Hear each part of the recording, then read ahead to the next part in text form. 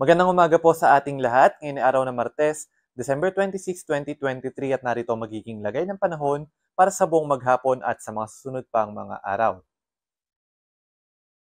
Sa kasalukuyan ay patuloy yung pag-iral ng hanging amihan sa may bahagi ng Luzon at yung easterlies naman ang siya nakakaapekto sa silangang bahagi ng Visayas at Mindanao. Ito pong easterlies ay yung hanging nagmumula sa karagatang Pasipiko at dahil dito asahan sa buong maghapon na magiging madalas yung mga pag-ulan, especially sa may silangang bahagi ng Visayas at ng Mindanao. And so far, wala pa rin tayo na monitor na low pressure area sa loob at labas ng ating PAR. Kaya naman sa mga sunod pang mga araw, inasahan natin na mababa pa rin yung tsansa na magkaroon tayo ng bagyo na makakaapekto sa ating bansa. Bagamat magpapatuloy pa rin yung epekto ng amihan at ng easterlies.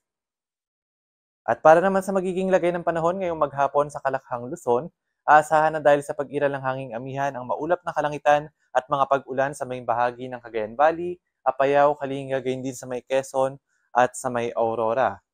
Samantalang dito naman sa may bahagi ng Catanduanes, Albay at Sorsogon, aasahan naman na maulap na kalangitan at kalat-kalat na mga pag-ulan, pagkidlat at pagkulog dulot yan ng easterlies.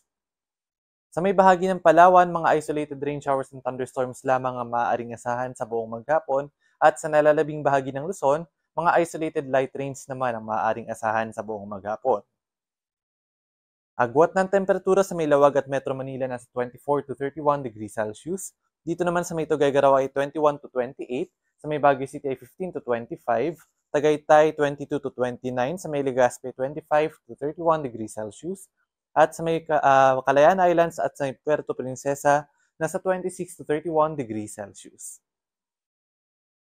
At para naman sa magiging lagay ng panahon sa Kalakhang, Visayas at Mindanao, aasahan pa rin na magpapatuloy ang maulap na kalangitan na may mga kalat-kalat na mga pag-ulan, pagkidlat at pagkulog sa may bahagi ng Eastern Visayas at gayon din sa may Caraga region. Pinag-iingat po yung ating mga kababayan dyan dahil posible pa rin magkaroon ng mga malalakas na mga pag-ulan na maaaring magdala ng mga pagbaha at pagguho ng lupa. Nagpapalabas po ng mga advisories, rainfall advisories and rainfall warnings yung ating Visayas and Mindanao Regional Services Divisions. Kaya naman ugaling bisitahin ang ating Facebook at Twitter accounts kung saan nagpapalabas ng mga warnings. Gayon din sa ating website yung ating mga Regional Services Divisions kaugnay sa mga pag-ulan dulot ng easterlies.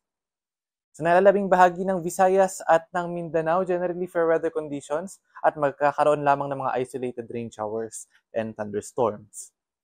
Agwat ng temperatura sa may Iloilo nasa 26 to 31 degrees Celsius, sa may Metro Cebu 25 to 31, Tacloban 25 to 30, dito naman sa may bahagi ng Cagayan de Oro ay nasa 23 to 30 degrees Celsius, sa may Metro Davao ay 24 to 30 degrees Celsius at dito naman sa may Zamboanga 25 to 33 degrees Celsius.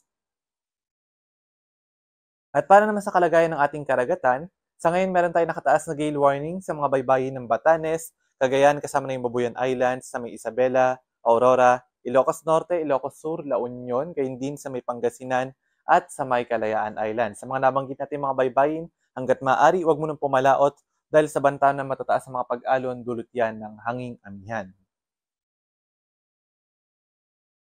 At para naman sa ating 3-day weather outlook sa mga pangunahing syudad ng ating bansa, dito sa may bahagi ng Luzon, magpapatuloy yung pag-iral ng hanging amihan hanggang sa araw ng Biyernes at bukas, inaasahan natin na magpapatuloy yung epekto ng easterlies sa may bahagi ng Bicol Region at sa mga susunod mga araw, generally fair weather conditions na sa may bahagi ng Bicol Region. Sa Visayas at sa Mindanao, magpapatuloy naman yung easterlies na magdadala pa rin na madalas sa mga pag-ulan sa mga nasa silangang bahagi ng Visayas at Mindanao, bagamat generally fair weather conditions ang aasahan sa mga susunod na mga araw. Agwat ng temperatura sa may Metro Manila nasa 24 to 32 degrees Celsius, sa may Baguio City naman ay 16 to 25, sa may Legazpi ang agwat ng temperatura ay nasa 25 to 31 degrees Celsius, sa may Metro Cebu 26 to 31, at dito naman sa may Metro Davao ay nasa 24 to 32 degrees Celsius. At ang haring araw ay sisikat ngayong 6:80 ng umaga at lulubog naman mamayang 5:34 ng gabi. At para sa karagdagang updates, lalong-lalo na sa mga thunderstorm and rainfall advisories, ugaling bisitahin ang ating social media accounts, DUST_Pag-asa. At para sa karagdagang impormasyon, bisitahin ang ating website, pag-asa.ust.gov.ph. At yan po muna ang latest mula dito sa Pag-asa Weather Forecasting Center. Ito po si Patrick Del Mundo. Magandang umaga po sa ating lahat.